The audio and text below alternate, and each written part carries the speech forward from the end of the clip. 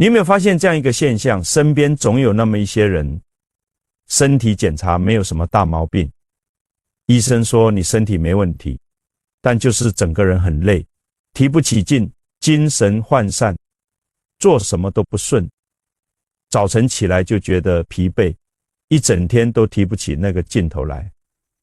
还有些人最近运气特别差，做生意亏钱，找工作不顺，家里也不太平，和家人的关系也莫名其妙变僵了。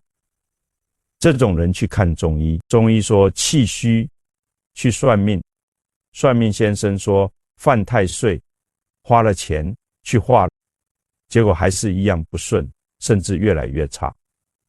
你说这是为什么呢？我告诉各位，我在这个领域研究了几十年，见过太多这样的人。很多时候你的这种状态不是因为身体真的出了毛病，也不是因为流年不利，命中注定，而是因为你身边出现了一种非常危险的东西。这个东西不是鬼，不是煞，不是什么外部的灾星，而是人。有一种人看起来人畜无害，跟你称兄道弟，说起来掏心掏肺，但他就是一个隐形的能量吸血鬼。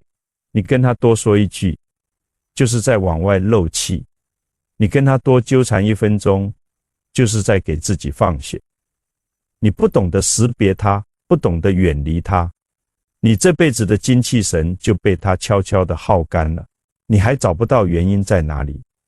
但我先不直接告诉你这种人是什么样子，你先跟着我把道理弄清楚，你才能真正看懂我后面讲的东西，才能真正用得上今天这堂课。很多人以为身体差是因为没有好好休息，或者吃得不够补，运气不好是因为命里带着什么不好的东西，八字不行，流年不利，拼命的说今年犯太岁，明年犯什么煞，于是拼命去补，花钱买各种补品，拼命去化，烧香拜佛，请人消灾解厄，结果花了钱，费了精力，反而越补越虚，越化越乱。为什么？因为找错了方向，根本没找到漏气的真正源头在哪里。这不是迷信，这是规律。人的精气神就像一口水缸，你这口缸底下有洞，再怎么往里灌，水也积不住。就算你灌得再快，流得也快，最终还是空的。那个洞不补好，一切都是白费。而很多人那个洞，就是他身边那些天天消耗他，天天拉低他能量的人。这个道理不弄清楚，你这辈子都在原地转圈，出不来。这话听起来很绝对，但你仔细观察就会发现，确实是这么回事。你身边那些越活越好的人，不一定是最努力的，但一定是最懂得守住自己精气神的那一个。易经64卦里有一卦叫做咸卦。咸是什么意思？咸就是感应，感通，感受，就是天地万物之间有一种无形的感应力量，时时刻刻都在运作，无处不在。人与人之间也是如此，你跟什么气场的人在一起，你就会被那个气场所影响，就会慢慢变成那个气场的人。这不是你能抗拒的，这是天地运行的规律，这叫同气相求，叫能量感应。易经咸卦里讲，咸者感也，圣人感人心，而天下和平。这句话的关键在哪里？感应是中性，可以往好的方向感，也可以往坏的方向感。圣人用正气感化天下，天下就和平。小人用阴气侵蚀身边的人，那身边的人就一个一个被拉下去。你要是把你的正气拿去跟负气的人长期感应，最后你的正气被他的负气同化了，你就变成了负气的人，还浑然不知。这是闲卦给我们最重要的警示，可不慎。道德经也讲，同类相聚，同气相求，这是宇宙运行的铁律，不是我说的，是老祖宗几千年观察总结出来的。你往什么方向流，你就会吸引什么样的人和事过来。你身边是什么样的人，就能说明你自己目前处在什么样的能量场里。儒家经典也讲得很清楚，与善人居，如入芝兰之室，久而不闻其香，即与之化矣。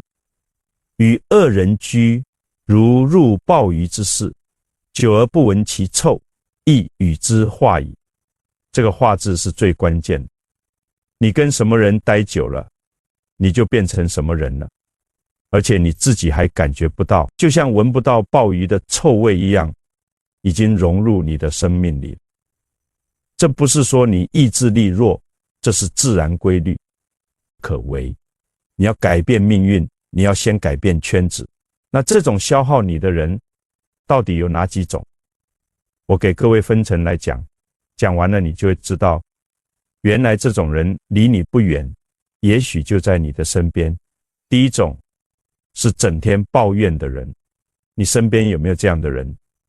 见面就说生活不好，社会不公，老板不行，朋友不义，什么都是别人的错，什么都是外部环境的问题，嘴巴里永远充斥着负面的东西，他自己从来没有错，从来不去反思，从来不想改变，就是不断的在抱怨，不断的在倒苦水，把周围的人都当成了他情绪的垃圾桶。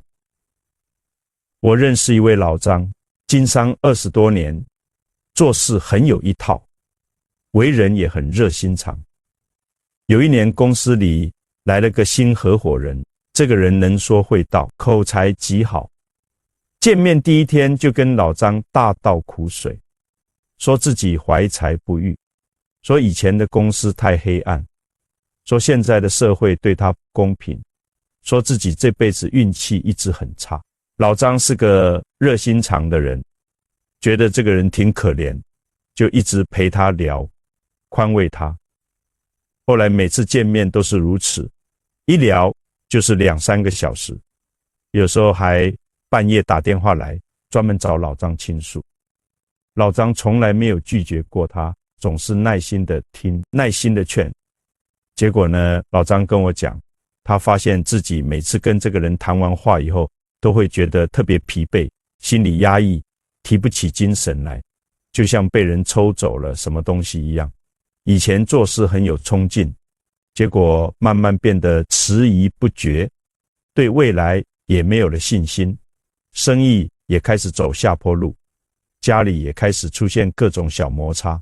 老张来找我，我跟他讲了一个比喻，你那个合伙人就是一个漩涡，他自己掉进去了，他不去自救，就往外吸人。你每次靠近他，就往里卷一点，你跟他纠缠越久，你陷得越深，最后你也出不来了。老张听完以后，调整了关系，慢慢减少了来往，没多久状态就恢复了，生意也慢慢好起来了。你说这是不是很奇怪？老张什么都没变，没有换行业，没有换城市，就是少跟一个人纠缠，结果一切都好转。这背后是什么道理？从五行的角度来讲，那种整天抱怨的人，气场是阴性，是向下沉的，是漩涡状，是往下拉人的。你靠近他，你的阳气就会被压制，就像一团火焰被放到密封的罐子里，氧气越来越少，火慢慢就熄灭了。从命理八字来讲，一个人如果忌神很重，他的磁场对周围的人是有破坏力。你跟他在一起，你的用神被他的忌神所克，你的运势自然跟着走下坡，出不来。道德经里讲，损之又损，以至于无为。真正的修炼是不断的减少消耗，而不是一味的增加输入。你把那些往下拉你的关系减掉，你的气自然就升上来了。第二种是刺探你底牌的人，这种人比第一种更危险，因为他们很会伪装，表面上看不出来，见面很热情，嘴巴很甜，很快就能让你觉得他是你的知己，是这辈子难得的真朋友。于是你开始把心里的话都讲给他听，家庭状况、财务情况、感情经历，以前犯过的错误、受过的委屈，心里最深的恐惧。你以为这是交真朋友，以为这是坦诚相待，其实你是在把自己的底牌全部亮出来，全部摆在明面上。我常说，出门在外，身份是自己给的，你的神秘感就是你最好的保护色，也是你最重要的气场屏障。你让别人看不透你，他就不敢轻易动你，因为他不知道你有什么底牌，他不敢贸然出手。一旦你把弱点全部暴露出去，他潜意识里就会觉得你好欺负，好拿捏，关键时刻他一定会用这些东西来控制你，攻击你。这就是人性，很残酷，但很真实，逃避不了的。我给你讲一个历史上的例子。三国时期有个才子叫杨修，才华确实很高，才思敏捷，在当时是公认。但他有一个致命的毛病，就是太喜欢把自己的聪明摆出来，不但什么话都讲，还喜欢猜透曹操的心思，到处说给人听，说曹操梦中杀人是在试探大家，说鸡肋就是曹操要退兵了，说活字旁边写一口就是嫌营地太小。这些话他讲得很痛快，觉得自己聪明无比，觉得自己高人一等。结果呢，曹操最后以扰乱军心的名义把他杀了。杨修死得冤不冤？我说不冤，因为他懂得守神，把自己的一切都摆在明面上，最后付出了生命的代价。论语里讲，君子欲讷于言而敏于行，话要少说，事要多做。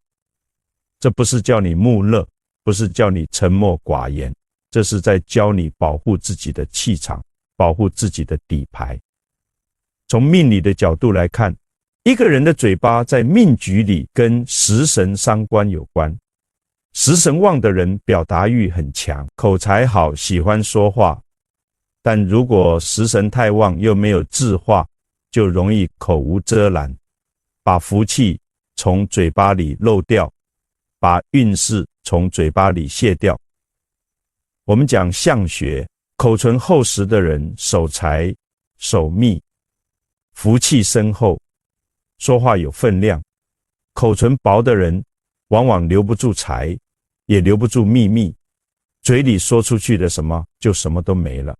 这不是说嘴型决定命运，而是说守口的习惯决定了你能不能聚气，能不能把福气留住。你话说的越少，气就越凝聚，福气就越厚，运势就越稳。第三种是翻旧账、戳痛处的人。这种人在感情关系里最常见，也最伤人。他平时对你很好，两个人相处也还算和睦，但一旦发生矛盾，他就会把你曾经告诉他的所有秘密、所有软肋全部翻出来，当成武器用来攻击你，让你难堪，让你崩溃，或者喜欢在外面讲你的糗事，把你的弱点当笑话传，以此来博取别人的关注，彰显自己。你有没有碰到过这种情况？因为你信任朋友，把很多自己的秘密、自己的糗事都讲给他听，没想到他却把这些事情当成笑话，在其他场合到处讲，以此来博取大家的关注。这种人就是缺德。你说这种行为如何？除了伤人之外，其实最伤的是他自己。我给各位讲一个历史上的真实故事。汉朝有个大臣，出身贫寒，靠着自己的努力，一步一步做到了高位。这是一段很励志的经历。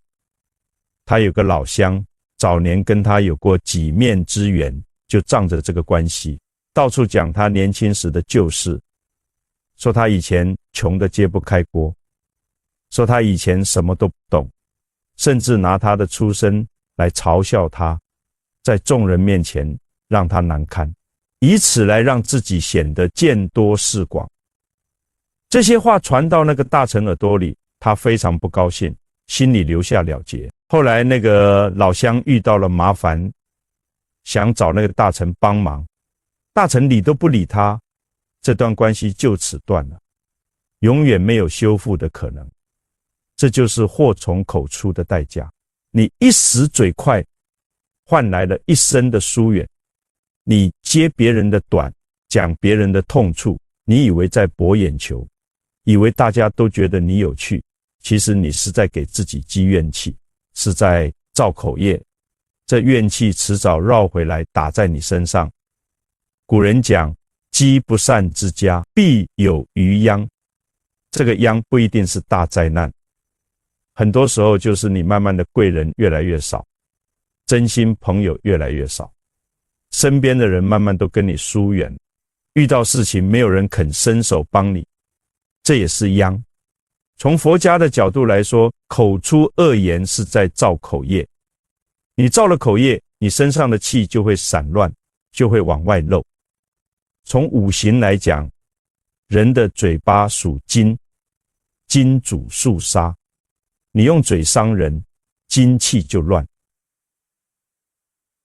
乱则克木，肝就会受损，心情就会更加躁动，反而让自己陷入一个越来越烦躁、越来越内耗的恶性循环里出不来。真正聪明的人，他的记性在这方面很差，他只处理眼前的矛盾，解决一件事就释怀一件事，不纠结于过往，只看现在，这才是一段关系能够长久安稳的道理。第四种是让你陷入无休止猜疑的人，这种人对你精气神的消耗是最深的，因为它不是一次性的，而是持续性的、无休止的，天天都在消耗你，你还不知道是他在消耗你，以为是自己的问题。你跟他相处，心里总是不踏实，总是有一种说不清楚的不安感。他今天这句话是什么意思？他那个表情是在针对我吗？他对我是不是有什么不满？他是不是跟别人说过我什么？这种猜疑的状态会让你心神不宁，让你的注意力全部耗散在无谓的解读上。从中医的角度看，过度思虑会伤脾，脾主运化，脾一伤，整个气血的运化就会出问题，消化就会变差，营养吸收不了，整个人就会越来越虚，你会觉得胸闷胃胀，整个人很沉重，很疲惫。这不是比喻，这是真实发生在你身体里的变化，是中医早就记录在案的规律。我认识一位老王，做财务工作的，心思很细，是个老实人。有一次他的同事随口说了一句，你最近状态好像不太好，就这么一句无心的话，可能那个同事说完就忘了，但老王开始在心里琢磨，这是不是在影射我工作效率低？是不是老板要让他来试探我？是不是公司要裁员，先来观察我？是不是我有什么地方得罪人了？就这一句话，他反复想了2个礼拜，睡眠越来越差，饭也吃不下，整个人都不在状态，结果真的病了。医生说脾胃虚弱，肝气郁结，跟长期焦虑有关，让他好好休息。你说这个病是那个同事造成的吗？不是，是老王自己造成的，是他过度猜疑，过度解读，把自己的精气神耗干了。我跟老王讲，以后碰到这种情况，心里有疑惑，就直接去问大大方方的问，不要在猜疑的牢笼里出不来。那个牢笼是你自己给自己建的，锁你的那把锁，钥匙也在你自己手里。凡事不要过度解读，不要自己吓自己，那只会把简单的事情弄得无比复杂，把一句无心的话变成你心里的一根刺，越扎越深。这4种人，你身边可能有一种，也可能几种都有。关键是你要学会识别。还有一点我要跟各位特别讲，就是关于钱的问题。金钱是检验人性最真实的一块试金石，任何关系一旦跟钱搅和在一起，就很容易变味，甚至变成一种压力和负担。这是我这几十年观察下来的结论，没有例外。我听说过这样一个故事，有个男同学家里很穷，有个女同学觉得他可怜，就常常借钱给他，也催他还，也没说不用还，心里想着能还最好，还不起就算了，当作善事。结果到了快毕业的时候，那个男同学请他吃了一顿饭，然后讲了一句话，把那个女同学气坏了。他说，反正你家那么有钱，你就别计较那点钱了。你说这个男同学错在哪里？他错在把别人的善良当成了理所当然，当成了他应得，当成了对方欠他的。这就是人性的贪婪。不是所有人都有这种贪婪，但确实有这种人存在，而且不在少数。所以跟亲戚谈钱，要亲兄弟明算账，把账算清楚了，其实是在保护亲情，是在保护彼此的关系，让这份感情走得更远。跟朋友谈钱，要讲信用，讲自觉，真遇到困难要借钱，要谨慎选择对象，借了之后要心存感恩，要及时兑现，哪怕只有几百块钱，那都是值得被珍视的信任和情谊，是别人对你的一份肯定。反过来看，那些不懂得保护自己精气神的人，最后会走到什么地步？这不是我在吓唬各位，是我见过太多这样的例子。不得不说，我见过一位女士，心肠特别软，谁有困难她帮，谁有烦恼她听，谁来借钱她也借，借了不还的有，拿了就消失的有，还有在背后说她坏话，说她傻，说她好骗，说她软弱可欺。结果这位女士越活越差，身体越来越虚，气色越来越难看，眼神里那种光也慢慢的没了，最后真的病倒了，躺在床上才想明白，她以为自己在行善，以为自己在积德，其实是在消耗自己，把自己的气漏干了。那些占她便宜的人完好无损的走了，她自己倒下来了。这就是不懂得守住自己的代价，付出没有边界，最后就是把自己耗尽。易经坤卦讲，第四坤，君子以厚德载物。这个厚德是要有根基的，是要有底座的，不是无限制的往外给，而是在自己足够稳固的基础上去承载，去帮助，去付出。没有根基的付出，只会让自己枯竭，无法再承载任何东西，连自己都承载不了了，还谈什么帮别人？所以这位女士的问题不是她不善良，她的善良是真实的，是发自内心。她的问题是不懂得在善良和自我保护之间找到那个平衡点，不懂得在给予和守护之间画出那条线。这条线不是冷漠，不是自私，是智慧，是对自己生命的负责。那么具体该怎么做呢？我给各位5条实实在在可以操作的建议，不是空话，不是大道理，是真正可以落地的方法。你今天听完，今天就可以开始做。第一条，管好你的嘴，这是最基础的，也是最重要的一步。很多人以为这是小事，其实这是根本。你开口说话就是在消耗气，就是在往外漏。你说有价值的话，有实质内容的话，那个消耗是值得的，是有回报。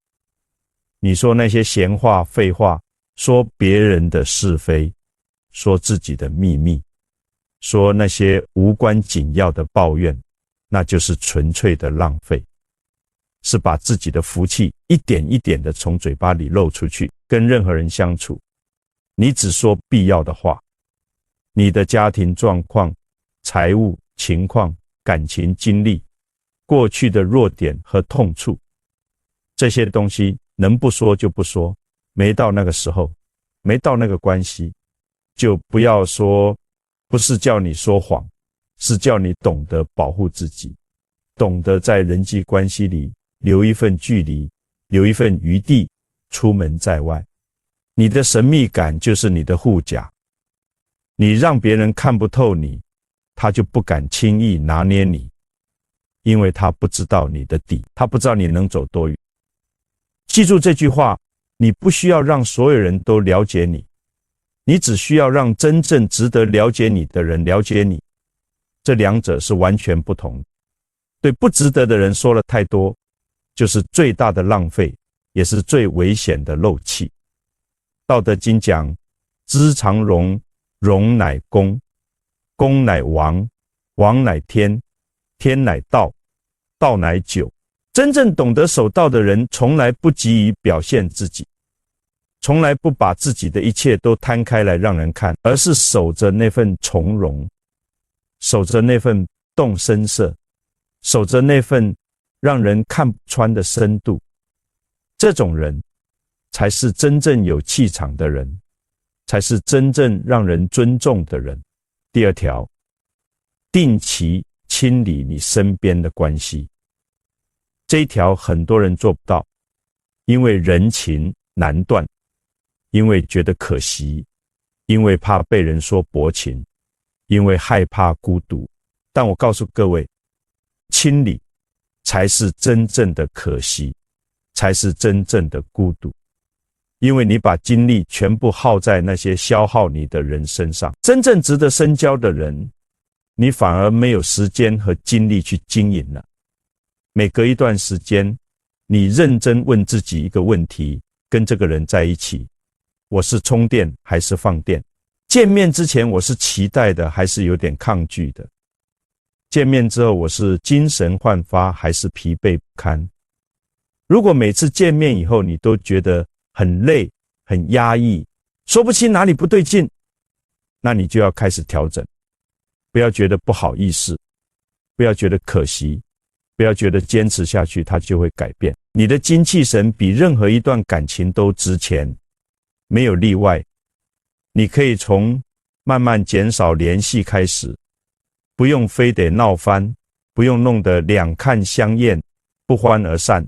减少联系，减少见面，减少把自己的心里话讲给他听，这就够了。把那个位置空出来，空出来的位置才能让真正对你好的人进来。朋友再精不在多，这话你一定听过，但你一定没有真正做到。哪怕你生命里只有3-5个真正懂你的人，也比100个消耗你的人强得多，强得不止点点。真正的朋友见一面是充电，2年不见也还是那个温度。消耗你的人见一面是放电，天天见面你也感觉不到温暖。从易经的角度来讲，这叫取舍之道。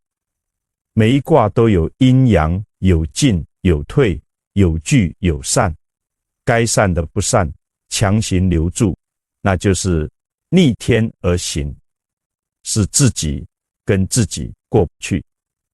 该进的不进，畏首畏尾，那是懦弱，是错过懂得取舍，才是真正的智慧，才是真正在顺应天地运行的规律。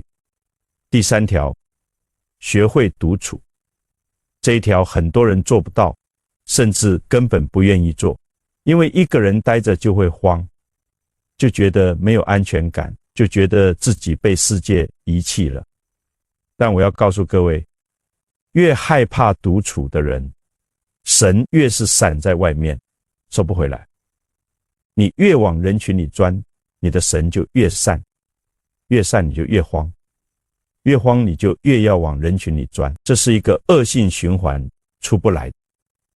独处是让你的神重新聚拢的过程，是让你气重新凝聚的过程，是让你重新找回自己的过程。就像一杯浑浊的水，你拼命搅动它，永远不会清。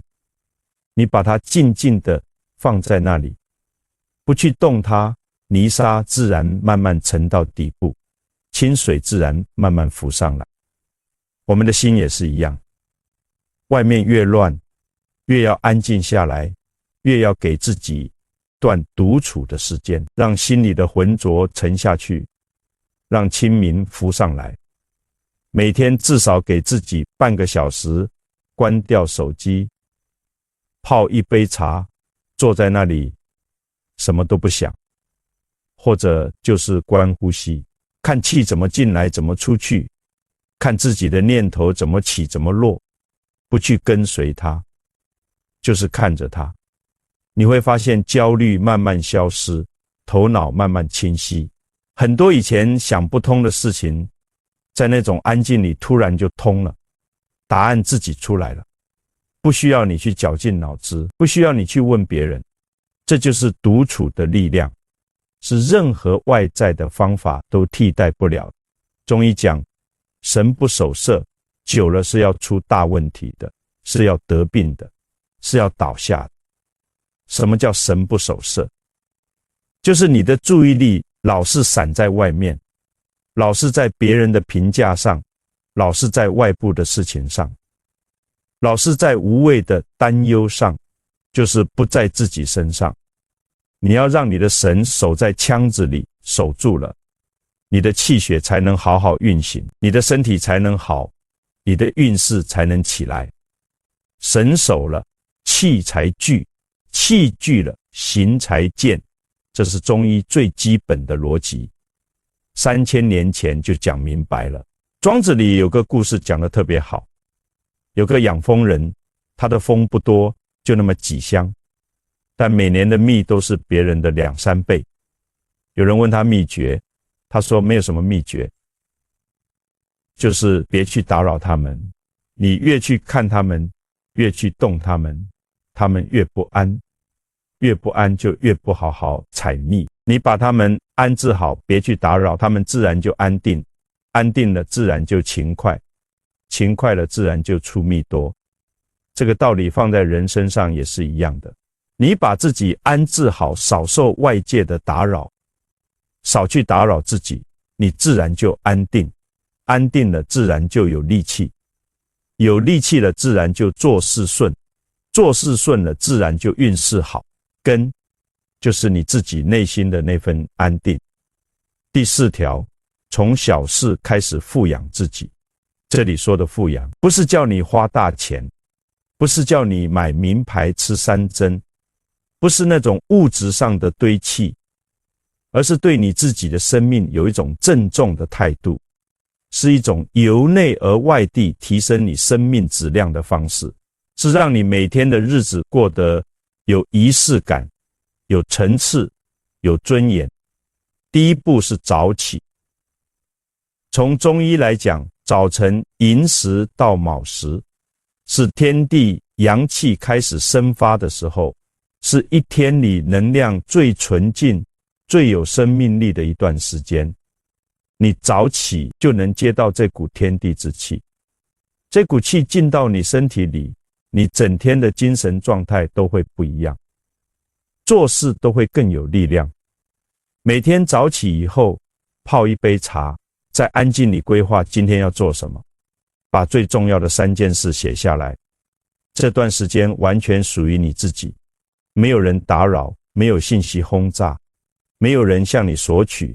你用这段时间充了电，你一整天做事都会更从容，更有把握，遇到事情不慌乱，因为你早已在心里演练过了。第二步是收拾你自己的仪容，这一步很多人觉得小，觉得无所谓，其实大有讲究。中医讲有诸内必行诸外，你外表邋遢，说明你内心荒芜，说明你对自己的生命不够重视，说明你的气是散的。你外表清爽得体，说明你内心有秩序，说明你对自己是有要求的，说明你的气是凝聚的。每天早起10分钟，把头发梳整齐，把脸洗干净，穿身合适得体的衣服，这不是给别人看，首先是给自己看。你照镜子的时候看到一个精神的自己，你会对自己微笑，这种自信就是一种气场。你走出去，贵人看到你，才会愿意靠近你，才会愿意跟你合作，才会觉得你是一个值得信赖的人。第三步是照顾好自己的身体，按时吃饭，按时睡觉，适当运动。这3件事说起来人人都知道，但真正做到的人多。战国时有个蔡桓公，扁鹊见到他，说他皮肤有病，需要治。他不信，觉得扁鹊在无中生有，还嘲笑扁鹊借故行医，骗人钱财。第二次见面，扁鹊说病已经入肌肉，再不治就麻烦了。蔡桓公还是不信，拂袖而去。第3次见面，扁鹊说病入肠胃，再拖就危险。蔡桓公还是不以为然。第4次见面，扁鹊看到蔡桓公，转身就走。蔡桓公派人去问扁鹊说，病入骨髓，神仙也难救，我不想徒劳。没多久，蔡桓公果然病发死了。现在很多人也是这样，觉得年轻，觉得自己是铁打，就透支健康来换钱换名，等到真垮了才后悔当初没有好好保养。但那时候后悔已经来不及了。健康是那个亿，其他的财富、名利、地位都是后面的零，没有前面那个一，后面再多的零也是一场空。第5条，找到一件真正属于你的事，把它专注地做好。这是我今天给各位最高级、最关键的一条建议，也是从根本上守住自己精气神的方法，是一切方法里面最核心的那一个。庄子里讲了一个故事，有个木匠叫子庆，做出来的东西鬼斧神工，每次问世都让人惊叹，觉得这不是人力所为，觉得背后一定有什么神灵在帮助。有人问他有什么秘诀，他说，我哪有什么秘诀，就是在每次动工之前要斋戒7天，头2天把做好了能得到什么封赏，能得到什么好处，能受到什么称赞的念头全部放下，这是妄力。第3、4天把外界评价和名声的念头全部放下，不管别人怎么看，不管做出来以后别人说好还是说不好，这是妄名。第5、6天把自己的手脚身体记忆都忘了，忘了自己会不会做，忘了自己擅不擅长，忘了自己是谁。到第7天，他整个人进入了一种完全空灵的状态，心里什么杂念都没有，只剩下那件事本身，人和事合二为一了。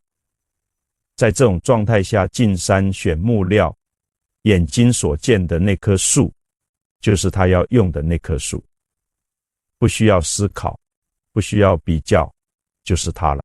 做出来的东西当然是鬼斧神工，当然让人叹为观止。这个故事说的是什么道理？专注本身就是一种最强大的护身符，是一种最高级的聚气方式。当你真正全然投入一件事的时候，外面那些消耗你的人和事根本插不进来，因为你的注意力没有多余的，全都在那件事上。你的神是凝聚的，你的气是收住的。整个人的状态是饱满、充实的、有力量的。反过来，一个没有真正在做一件事的人，注意力就会散在外面，散在别人的评价里，散在无谓的比较里，散在那些无休止的猜疑里。这样的人最容易被消耗，最容易被人拉着跑，最容易陷入各种无谓的纷争和纠缠。所以找到一件你真正热爱的事，把它做深做透，这是从根本上守住自己精气神的方法，是一切修炼里面最扎实的那一种。不需要是什么惊天动地的大事，不需要是别人眼中的大成就，可以是写作，可以是种花，可以是研究一道菜怎么做得更好，可以是练一门手艺，可以是读书，可以是学一门乐器。关键在于你在做这件事的时候是忘我，是喜悦的，是充实，是那种进入心流状态的感觉。这种状态才是真正的富养，才是真正的内在充盈。任何人都拿不走，任何运气的高低起伏都影响不了他的根。我见过很多所谓成功的人，钱很多，地位很高，但整个人是空洞的，眼神里没有光，说话里没有生气，因为他做的那些事都是为了外在的结果，不是因为热爱。那种人，他的精气神是依附在外部成就上，一旦外部成就动摇，他整个人就垮了，没有根。而那些找到了自己真正热爱的事的人，哪怕外部环境起起伏伏，他们的内心是稳的，是有根的，是有光的。那种稳是任何外力都撼动不了，这才是真正意义上的命好，不是八字好，不是流年好，是内心有根，是神守其位，是气聚其中。最后我想跟各位说一段话，这段话很多人听过，但真正悟透的不多，真正做到的更少。道德经讲，知人者智，自知者明，胜人者有力，自胜者强。老子说的这4句话层次是递进，知道别人是有智慧，了解自己是真正的明白，胜过别人是有力量，胜过自己才是真正的强大。你把多少力气用在了解别人上，用在猜别人上，用在管别人上，用在取悦别人上，你就在往外漏多少气，就是在浪费多少本可以用来成长自己的力量。真正有智慧的人，把那些力气全部收回来，用在自己身上。你了解自己，你管好自己，你每天胜过自己昨天的状态，哪怕只是一点点，这才是真正的强，这才是真正的修行。人这一辈子说长不长，说短不短，从出生到离开，弹指一挥间，你的精气神就是你最大的本钱，是老天给你的最宝贵的东西。任何财富都换不来，任何地位都买不到。你把这个本钱用在消耗你的人身上，那是亏本买卖，是最大的浪费。你把这个本钱用在真正值得的事情上，用在真正值得的人身上，用在让自己成长的方向上，那才是复利，那才是越积越厚，越活越好。识别那4种消耗你的人，第一是整天抱怨的人，第二是刺探你底牌的人，第三是翻旧账戳痛处的人，第四是让你陷入无休止猜疑的人。认清了，就要懂得保持距离，不是冷漠，是自保。然后做好5件事，管住你的嘴，定期清理你身边的关系，学会独处，从小事开始富养自己，找到一件专注去做的事，把它做深做透。这5条不是什么神秘的法门，不需要花钱，不需要拜师，都是最朴实的功夫。但你只要真正去做，3个月之内，你的气色、你的精神、你的运势都会有肉眼可见的变化。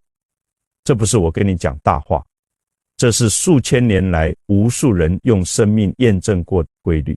这不是我说的道理，这是老祖宗几千年留下来的智慧。易经讲的感应之道，道德经讲的损之又损，儒家讲的与善人居，中医讲的神守其位，气聚则行健，佛家讲的口业因果，这些不同的体系说的其实是同一件事，就是守住自己的精气神。这是一切好运的根，一切财富的根，一切健康的根，一切幸福的根。你信不信？试一试就知道了。不需要你全信，也不需要你全部做到，你先从最小的那一步开始，先管住你的嘴，先减少一个消耗你的人际关系，先给自己每天半个小时的独处时间，就这3件事先做起来，坚持1个月，再来告诉我，你有没有感受到不同？我相信你会的，因为这是规律，规律不会因为你不信而不运作，它一直都在那里，就像天地运行，不因任何人的相信与否而改变。你顺应它，你就顺；你逆它，你就逆，就这么简单，就这么直接，没有任何例外。